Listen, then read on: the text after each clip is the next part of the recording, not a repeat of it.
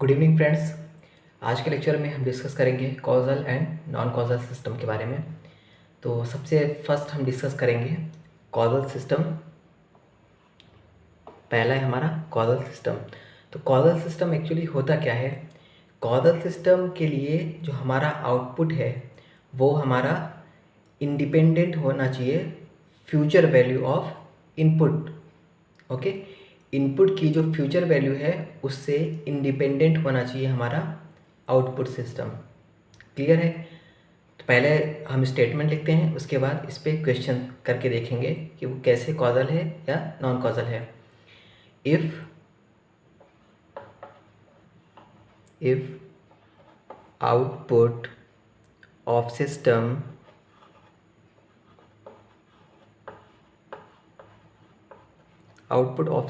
is independent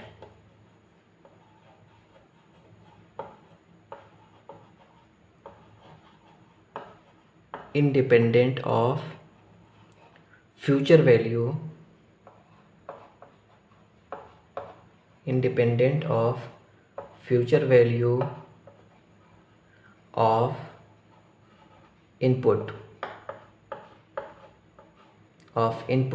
then system is called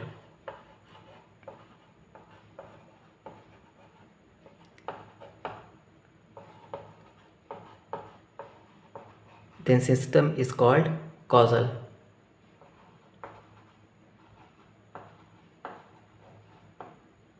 Okay, if output of system is independent of future value, किसकी future value?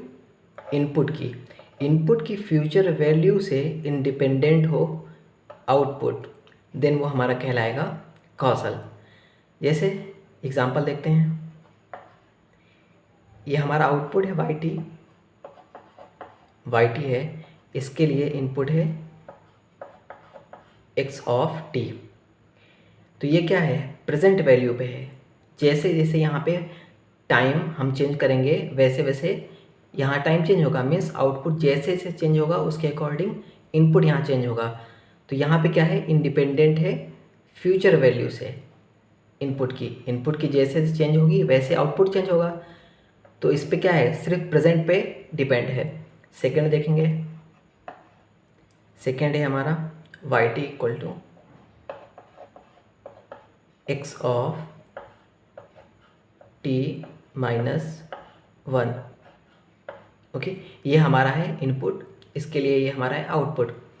अगर यहाँ पे t की जगह 1 रखते हैं तो ये क्या हो जाएगा हमारा? 1 minus 1 0, x of 0।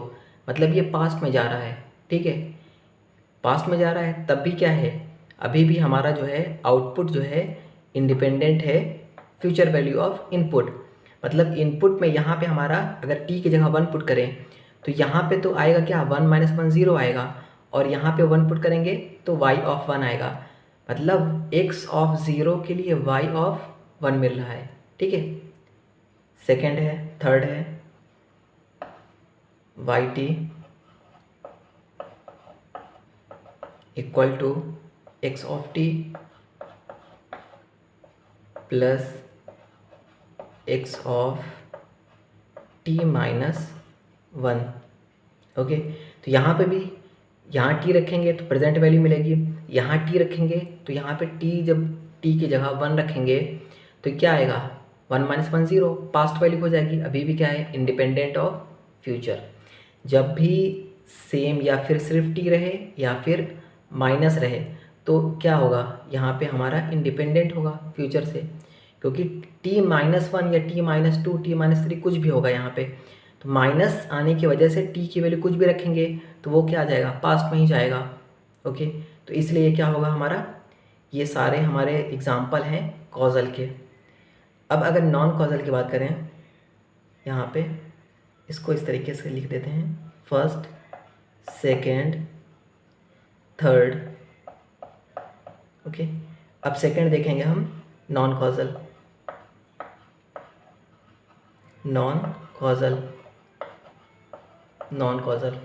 Non causal के लिए क्या होगा? इसका जस्ट अपोजिट। मतलब क्या है?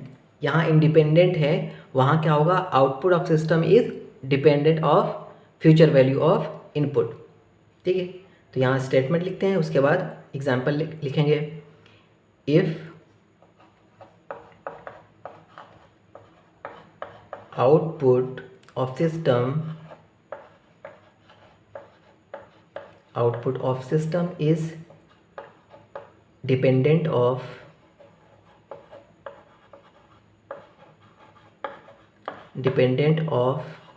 future value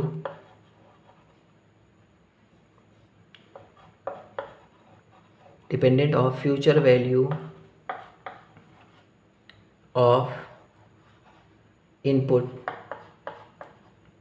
then system is called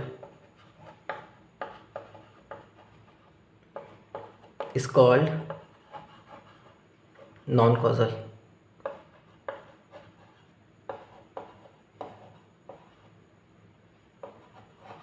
okay, causal के लिए क्या है, आउटपुट हमारा इंडिपेंडेंट होगा future value of input. Non causal के लिए क्या है, हमारा आउटपुट जो है डिपेंडेंट होगा future value of input. Okay, example देखते हैं यहाँ पे। फर्स्ट है yt हमारा आउटपुट है, उसके लिए हमारे पास इनपुट है x ऑफ t प्लस 1। तो यहाँ पे t की जगह 1 पुट करने पे क्या मिलेगा, 1 + 1 x ऑफ 2 मिलेगा। t की जगह 0 अगर पुट कर देते हैं तो 0 पुट करने पर x ऑफ 1 मिलेगा, मतलब एक वैल्यू ज़्यादा मिल रहा है। ओके, इसका मतलब क्या है कि ये डिपेंड कर रहा है फ्यूचर वैल्यू ऑफ इनपुट पे। ओके, दूसरा एग्जांपल है y of t equal to x of t plus 1 plus x of t। इसमें भी क्या है, ये तो प्रेजेंट वैल्यू है, लेकिन यहाँ पे अगर t की जगह 0, 1, 2, 3 कुछ भी पुट करते हैं तो क्या होगा, 1 ऐड हो जाएगा, मतलब आगे वैल्यूज़ फ्यूचर में जाएगी। तो ये क्या हुआ, डिपेंड कर रहा है फ्यूचर पे, फ्यूचर वैल्यू ऑफ इनपुट की फ्यूचर वैल्यू पे डिपेंड कर रहा है। ये तो डिपेंड नहीं कर रहा है, ये तो प्रेजेंट वैल्यू पे डिपेंड कर रहा है, लेकिन ये क्या है, हमारा फ्यूचर वैल्यू पे डिपेंड कर रहा है। तो कोई एक फ्यूचर वैल्यू पे डिपेंड कर रहा है, इसका मतलब क्या है, सिस्टम हमारा नॉन कॉजल है। ठीक है, एक और देख लेते हैं, थर्ड